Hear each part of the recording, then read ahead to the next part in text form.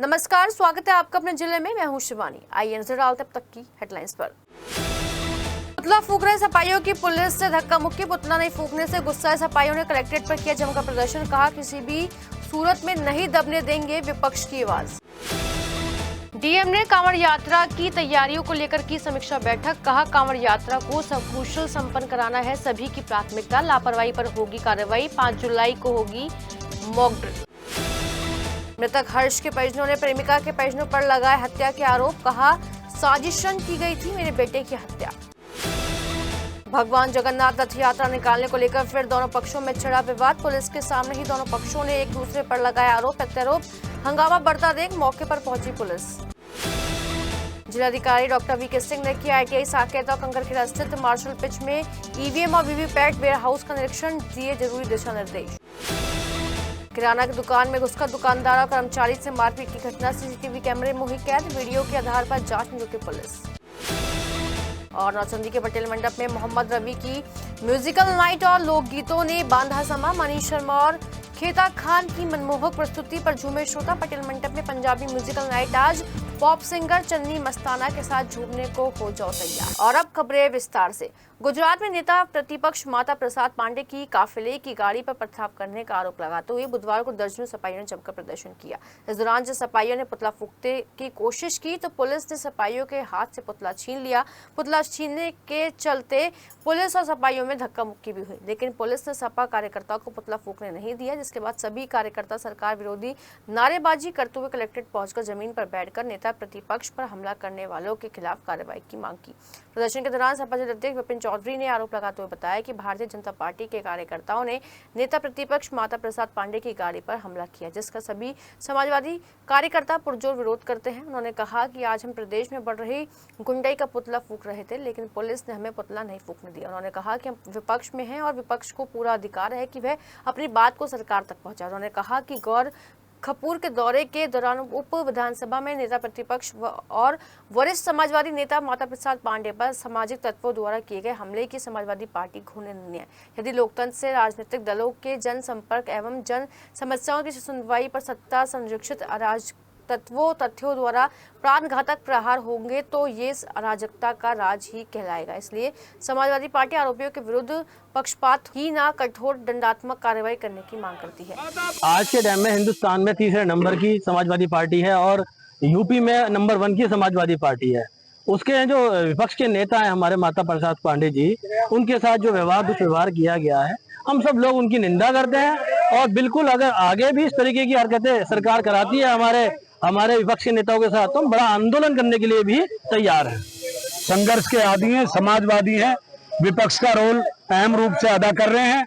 जो विपक्ष का अपमान हुआ है, जो हमारे नेता प्रतिपक्ष माता प्रसाद पांडे पे हमला हुआ है, हम सब परिवार इसकी निंदा करते हैं और इंसाफ की मांग करते हैं। इससे उत्तर प्रदेश सरकार से कि आरोप के खिलाफ मुकदमा दर्ज हो, उनसे माफी मंगवाई जाए, जो विपक्ष का सम्मान हो। पुतला तो तानाशाही सरकार का पुतला था, कहाँ ठुक जाता तो पुतला होता, पुतला तो कहीं है ही नहीं, तो गुंडागर्दी का पुतला था। छीन लिया पुलिस ने। अब पुलिस का अपना काम है, पुलिस ने छीना, बहादुरी की बात है, अच्छी बात है कि आगे को ऐसा ना होने दे, ऐसी गुंडों के प्रति कार्रवाई भी हो। हम तो कहते हैं पुलिस उन्हें भी पकड़ ले जिन्होंने माता प्रसाद पांडे जी पे हमला किया है। जिलाधिकारी डॉक्टर वीके सिंह ने विकास भवन में कांवड़ यात्रा की तैयारियों को लेकर संबंधित विभागों के अधिकारियों के साथ समीक्षा बैठक की। बैठक में नगर विद्युत विभाग, विद्युत सुरक्षा, पुलिस विभाग, लोक निर्माण विभाग, सिंचाई विभाग, वन विभाग, जल विभाग, पंचायती राज विभाग, खाद्य एवं रसद विभाग, स्वास्थ्य विभाग, एनएचएआई सहित अन्य विभागों की अधिकारी भी मौजूद रहे। डीएम ने कहा कि कांवड़ यात्रा सकुशल संपन्न होने के तक कार्यों में किसी तरह की लापरवाही बर्दाश्त नहीं की जाएगी। उन्होंने कहा कि अगर किसी विभागीय अधिकारी कर्मचारी की लापरवाही के कारण कोई भी कानून व्यवस्था की स्थिति उत्पन्न हुई तो वो खुद जिम्मेदार होंगे और उनके विरुद्ध कड़ी कार्रवाई भी की जाएगी। सभी अधिकारी पूर्व में ही अपने कार्यों की समीक्षा एवं मॉक ड्रिल कर लें। 5 जुलाई को सभी तैयारियों की सेंट्रल मॉक ड्रिल की जाएगी। पूरे चैम्बर के तहत बनते हैं सर, जो प्रॉपर मतलब टीम से। गंगानगर थाना क्षेत्र के मेड़ा आदिपुर गांव में हुए हर्ष मर्डर केस में पुलिस के खुलासे से नाखुश मृतक हर्ष के परिजन गुरुवार को पुलिस ऑफिस पहुंचे और गांव के ही रहने वाले साहिल रविंद्र अंशुल सोनू पर हर्ष की हत्या करने का आरोप लगाते हुए कार्रवाई की मांग की।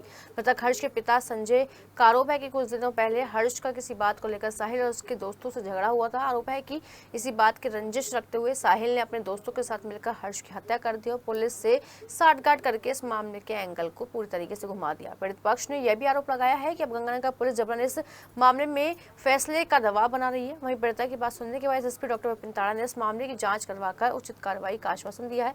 बता दें कि मेहड़ा के आदिपुर जंगल में हर्ष का गोली लगा शव पड़ा हुआ मिला था, जिसके बाद पुलिस ने मामले की तफ्तीश की तो एसपी देहात ने केस का खुलासा करते हुए बताया कि मंगलवार की रात एक नाबालिग के साथ हर्ष सीसीटीवी में घूमता हुआ नजर आया, जिसके बाद नाबालिग से जब पूछताछ की गई तो खुलासा हुआ कि हर्ष और नाबालिग ने पहले शराब पी, फिर उसके बाद नाबालिग से अपने ऊपर गोली चलवा दी। इस दौरान गोली हर्ष के सीने में जा लगी। एसपी देहात ने बताया कि मौके से मोबाइल और तमंचा बरामद कर लिया गया है और इस घटना को लेकर नाबालिग ने पुलिस को पूरा गुमराह करने की कोशिश की है। सदर थाना क्षेत्र के बिलेश्वरनाथ मंदिर से निकलने वाली 27 जून की जगन्नाथ यात्रा पर विवाद खड़ा हो गया। यह विवाद मंदिर समितियों के आपसी मतभेद के कारण हो रहा है। बता दें कि मेरठ में 200 साल से निकाली जा रही जगन्नाथ स्वामी जी की यात्रा की अनुमति 2 कमेटी के विवादों के कारण असमंजस की स्थिति में है। प्रशासन ने मंदिर परिसर में डोले से प्रसाद वितरण का आदेश दिया है। जगन्नाथ स्वामी की यात्रा पर रोक लगाने से व्यापारी वर्ग ने आपत्ति जताते हुए कहा कि शोभा यात्रा हर हाल में निकालेगी। बुधवार को भी मंदिर समिति के दोनों पक्ष आमने सामने आ गए। दोनों ही पक्षों में यात्रा निकालने को लेकर तीखी नोकझोंक हुई। इस दौरान दोनों ही पक्षों ने एक दूसरे पर घोटाला करने का आरोप लगाते हुए पुलिस से शिकायत कर कार्रवाई करने की मांग की। वहीं इस मामले की सूचना मिलते ही सीओ सदर और पुलिस मौके पर पहुंचे, हंगामा कर रहे लोगों को शांत कराया। हालांकि इस दौरान दोनों ही पक्षों के लोग एक दूसरे पर आरोप प्रत्यारोप लगाते हुए नजर आए। बता दें कि जगन्नाथ रथ यात्रा एक वार्षिक उत्सव है जो भगवान जगन्नाथ, बलभद्र और सुभद्रा के सम्मान में मनाया जाता है। यह उत्सव 27 जून को जगन्नाथपुरी के अलावा मेरठ में भी धूमधाम के साथ मनाया जाता है। रथ यात्रा मेरठ की सबसे प्रसिद्ध यात्राओं में से एक है, लेकिन पिछले काफी समय से मंदिर समिति के 2 गुटों में चली आ रही मतभेदों के चलते मंदिर परिसर लगातार जंग का अखाड़ा बना हुआ दिखाई दे रहा है। ये जगन्नाथ स्वामी मंदिर है सदर में, बालेश्वरनाथ मंदिर के पास। उसमें रथ यात्रा निकलती जगन्नाथ स्वामी जी की 27 तारीख। उसकी परमिशन हमें हो गई है और उसका विरोध कर रहे हैं। आपने देखा है पंडित जी की लड़की पुजारी मंदिर के, उनकी लड़की ने ताला डाल दिया मंदिर में, जिसमें ये पर्सनल उनकी प्रॉपर्टी नहीं है। उसकी शिकायत करिए, ताले खुलेंगे, कल यात्रा निकाली जाएगी धूमधाम से। अधिकारियों से बात चल रही है, भी अधिकारी समझा रहे हैं। अभी हमने अपने बात बता दी है, उनसे भी बात करें। जो अधिकारी को निर्णय होगा, जो समाज का निर्णय होगा, हम समाज के साथ है। समाज के हित में जो काम होगा वो करेंगे। समाज किसी भी कीमत में किसी पुजारी को मंदिर कब्जाने नहीं देगा। ये प्रॉपर्टी कैंटोनमेंट बोर्ड की है। मंदिर में पुजारी अपना कार्य करें और समिति अपना कार्य करें, श्रद्धालु अपना दर्शन करें। मंदिर में पहली बात तो कोई विवाद ही नहीं है। विवाद बनाया जा रहा है जानबूझ के, सोचे समझे प्लानिंग के तहत कुछ लोगों द्वारा। और सबसे बड़ी बात क्या है कि मंदिर के अंदर ना तो कोई समिति काम करती है और दूसरा पक्ष कहता है कि हमारी ट्रस्ट है वो भी काम नहीं करती। उसके बाबत कोर्ट के ऑर्डर हुए हैं। उन कोर्ट के सारे ऑर्डरों की अवहेलना करते हुए ये इस साल की परमिशन करी गई है। सारे पत्रकार बंधुओं से मैं सिर्फ एक बात कहना चाहूंगा कि पिछले साल की परमिशन देखें और इस साल की परमिशन देखें। कितनी हड़बड़ाहट में ये परमिशन की गई है कि परमिशन पे लिखा गया है परमिशन देने वाले का नाम, पता, address, mobile number, Shri Vijay Kumar Goyal उर्फ बिज्जी। उसकी वल्दियत तक प्रशासन ने लिखने की कोशिश नहीं करी। उसका नाम लिख के अलावा उसका एड्रेस लिखने की कोशिश नहीं करी। विजय नाम के इस मेरठ शहर में कितने लोग होंगे विजय गोयल नाम के, ये किसी को नहीं पता। उसका कोई एड्रेस नहीं है, उसका कोई कुछ नहीं है, सिर्फ एक मोबाइल नंबर से आप किसी आदमी को आइडेंटिफाई करेंगे, पहला। दूसरा, इस बार ये प्रशासन ने जो परमिशन अप्लाई करी है, पिछले 15 साल 20 साल की परमिशन है। कभी भी किसी भी एडीएम ने परमिशन नहीं ग्रांट करी है। हमेशा एसीएम परमिशन ग्रांट करता है। गुरुवार को जिलाधिकारी डॉक्टर वीके सिंह द्वारा आईटीआई साकेत और कंकड़खेड़ा स्थित मार्शल पिच में ईवीएम और वीवीपैट वेयर हाउस का त्रैमासिक निरीक्षण किया गया। इस दौरान उन्होंने वहां कंट्रोल रूम, सीसीटीवी आदि व्यवस्थाओं का जायजा लिया और संबंधित अधिकारियों को आवश्यक दिशा निर्देश दिए। इस अवसर पर उनके साथ अपर जिलाधिकारी प्रशासन सत्यप्रकाश सिंह, अपर जिलाधिकारी भूमि अध्यापति राजपाल सिंह सहित अन्य संबंधित अधिकारियों, प्रमुख राजनीतिक दलों के प्रतिनिधि भी उपस्थित रहे। किराने की दुकान में दुकान मालिक और नौकर से मारपीट करने की एक वीडियो सोशल मीडिया पर तेजी से वायरल हो रही है। सोशल मीडिया पर वायरल हुई वीडियो में आप देख सकते हैं कि किस तरीके से कुछ युवक दुकान में घुसकर दुकानदार और नौकर के साथ अभद्रता और मारपीट करते हैं। सोशल मीडिया पर वायरल हुए इन वीडियो को दिल्ली गेट थाना क्षेत्र के कोटला बाजार का बताया जा रहा है कि शारदा रोड के रहने वाले शकुन रस्तोगी की कोटला में किराने की दुकान है। रात करीब 9:30 बजे स्कूटर पर सवार एक युवक दुकान पर पहुंचा और किसी सामान को खरीदने को लेकर दुकान के कर्मचारी से उसकी बहस हो गई। इसके बाद युवक लौट आया और कुछ देर बाद युवक अपने 2 साथियों को लेकर स्कूटी से वहां पर पहुंचा। दुकान में घुसकर दुकानदार और कर्मचारी को डंडे से जमकर पीटा और इसके बाद तीनों को भगा दिया। वही घटना के बाद दुकानदारों ने पुलिस को सूचना दी। मारपीट की घटना वहां लगे सीसीटीवी कैमरे में भी कैद हो गई है, जिसका संज्ञान लेते हुए पुलिस आरोपियों की पहचान कर उनकी तलाश में जुट गई है।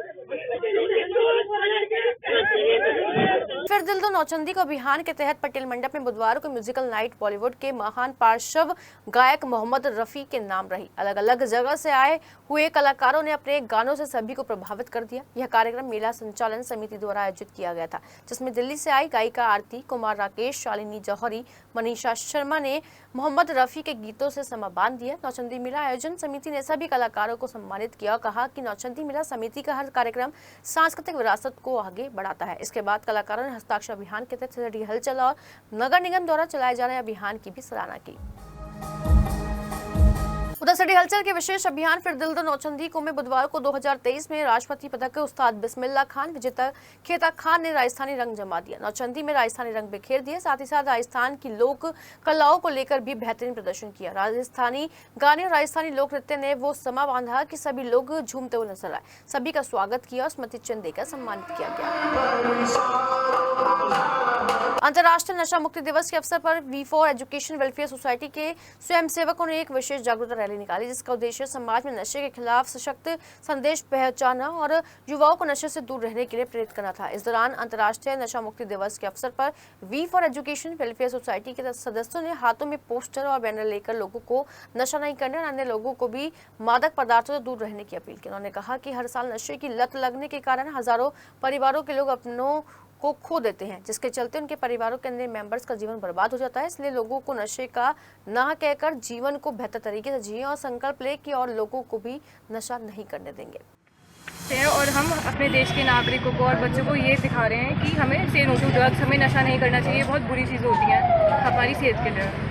हसनापुर में पहाड़ी क्षेत्रों में लगातार हो रही बरसात के बाद गंगा नदी का जलस्तर बढ़ गया है। वहीं मानसून ने भी प्रदेश के विभिन्न जिलों में दस्तक दे दी है। इसी के मद्देनजर प्रत्येक वर्ष मवाना तहसील के गंगा खादर क्षेत्र में आने वाली बाढ़ की विभीषिका से बचने के लिए तहसील प्रशासन तैयारियां शुरू कर दी। गुरुवार को पूरे प्रदेश में ऑनलाइन माध्यम से की गई मॉक ड्रिल के मद्देनजर हसनापुर क्षेत्र के गंगा खादर क्षेत्र के बिकुंड गंगा घाट पर जिला प्रशासन द्वारा मॉक ड्रिल आयोजित की गई। मॉक ड्रिल में ADMF सूर्यकांत त्रिपाठी, SP देहा डॉक्टर राकेश कुमार मिश्रा, SDM मवाना अंकित कुमार, तहसीलदार निरंकार सिंह, CO मवाना अभिषेक पटेल सहित आदि लोग मौजूद रहे। NDRF, SDRF, आपदा मित्र, भारतीय सेना की, असम राइफल्स, PSC की टुकड़ियों ने खादर क्षेत्र में मॉक ड्रिल की। इस दौरान अधिकारियों ने बिजनौर गंगा बैराज से लगातार डिस्चार्ज किए जा रहे जलस्तर की जानकारी हासिल की, जिसमें पता चला कि फिलहाल बिजनौर बैराज से 46,000 क्यूसेक जलस्तर डिस्चार्ज चल रहा है। जिसके अलावा जिला प्रशासन द्वारा गंगा किनारे बरसे गाँव में रहने वाले लोगों को सचेत रहने के निर्देश दिए गए। वहीं तहसील स्तर पर प्रत्येक गाँव में ऊंचाई वाले क्षेत्र में बाढ़ चौकियां बनाने के भी निर्देश दिए गए हैं।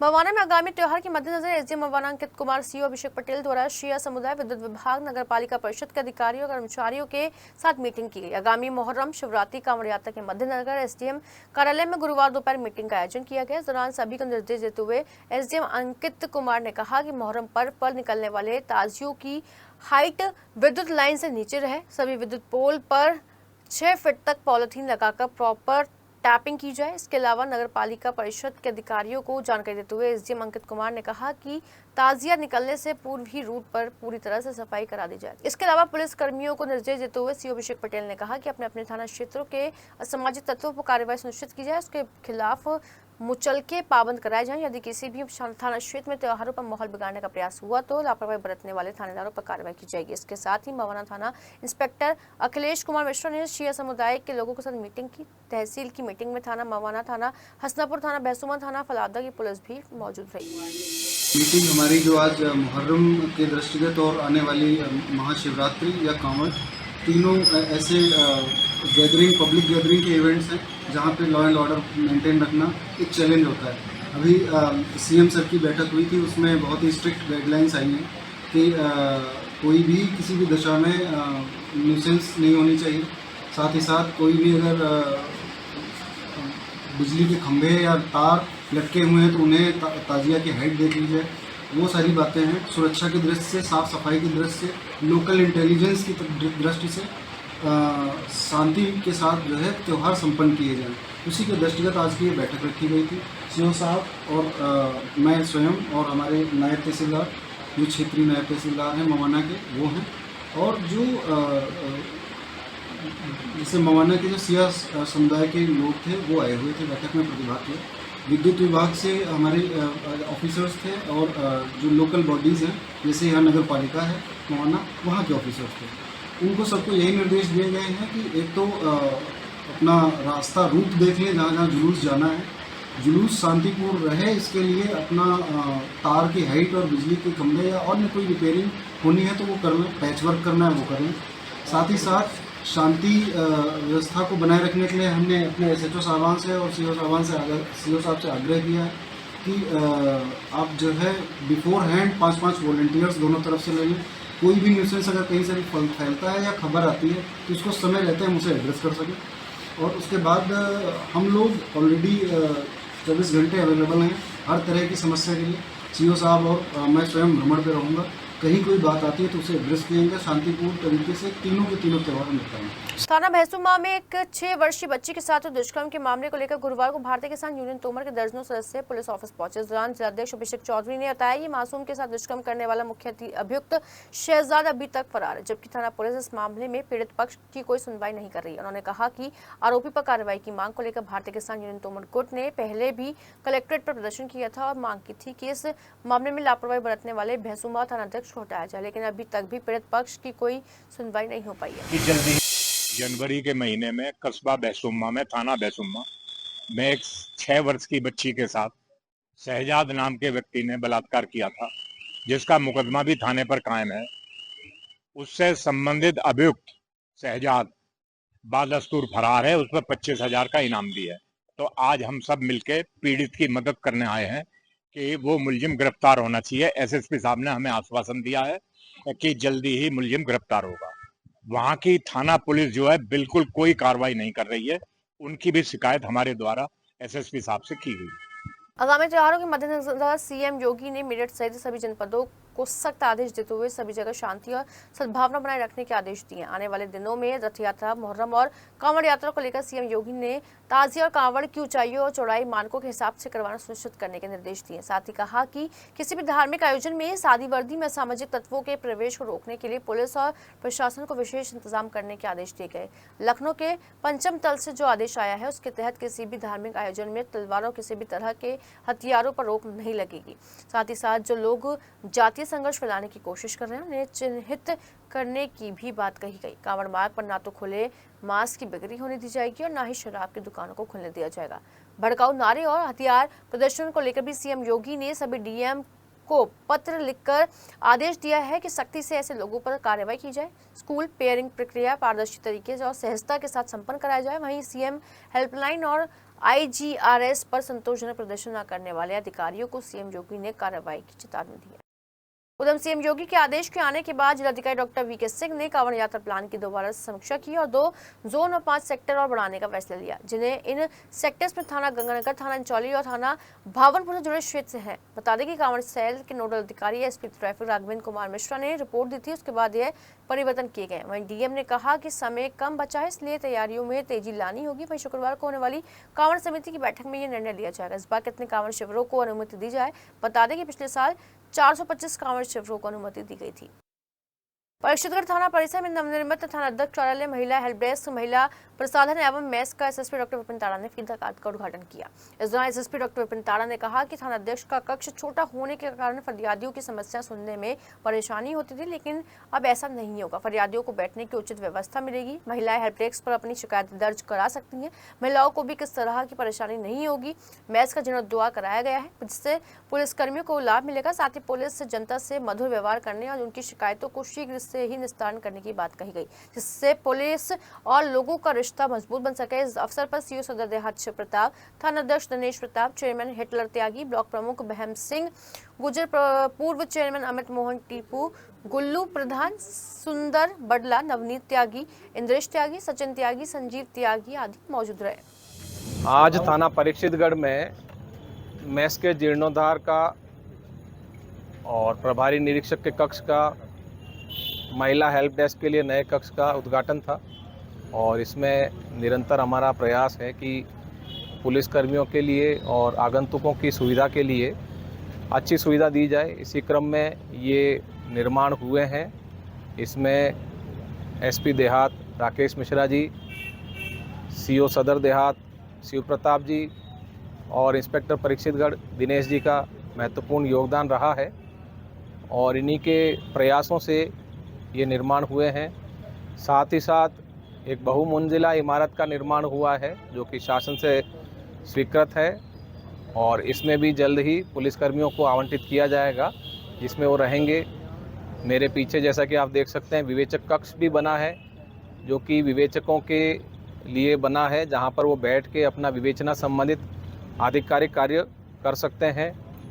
ये सभी प्रयास हैं कि थाने में अच्छी व्यवस्था दी जाए जिससे कि पुलिसकर्मियों को सुविधा हो काम करने में, आगंतुकों के लिए आराम रहे और जो काम है उसकी गुणवत्ता अच्छी हो, समय पे हो।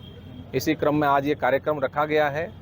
क्षेत्र की जनता का इसमें असीम सहयोग रहा, जिनकी प्रेरणा से और सहयोग से ये निर्माण संभव हुए और मैं सभी को इसके लिए बधाई देता हूँ। डॉक्टर साहब, मैं आपके आगे हाथ जोड़ती हूँ, मुझे एक बार बच्चों का चेहरा दिखा दो, नहीं तो मर जाऊंगी। ना जाने मुझे क्या हो गया था, मैंने कौन से अपराध की सजा अपने बच्चों को दे दी। कोई मेरे बच्चों को ला दो, मैं उन्हें देखना चाहती हूँ। उन्हें देखे बिना एक पल भी जिंदा नहीं रह सकती। भगवान मेरे बच्चों को बचा लो। ये बातें मेरठ के कंकड़खेड़ा थाना क्षेत्र की रहने वाली आबिदा ने डॉक्टर से कही। बुधवार को उसका पति से किसी बात को लेकर झगड़ा हो गया था। इसके बाद उसने 2 बच्चों के साथ जहर खा लिया। घर वालों ने तीनों को अस्पताल में भर्ती कराया, लेकिन इलाज के दौरान 5 साल की बेटी की मौत हो गई, जबकि बेटा और उसकी माँ का अस्पताल में इलाज चल रहा है। आबिदा को अभी तक पता नहीं है कि उसकी बेटी की मौत हो चुकी है। वह बार बार बच्चों को याद कर रोने लगती है।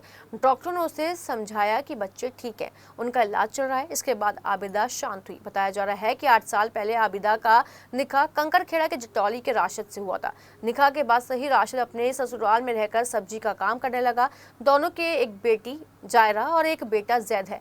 राशिद सब्जी फल का ठेला लगाता है। परिजनों के अनुसार राशिद और आबिदा के बीच अक्सर झगड़े हुआ करते थे, जिससे पैसे की तंगी बनी रहती थी और खर्च नहीं चल पाता था।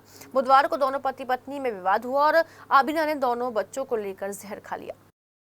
अपने जिले में फिलहाल इतना ही। आसपास की ताजा तरीन खबरों के साथ हम आपके साथ जुड़े रहेंगे। फिलहाल हमें दीजिए इजाजत। नमस्कार।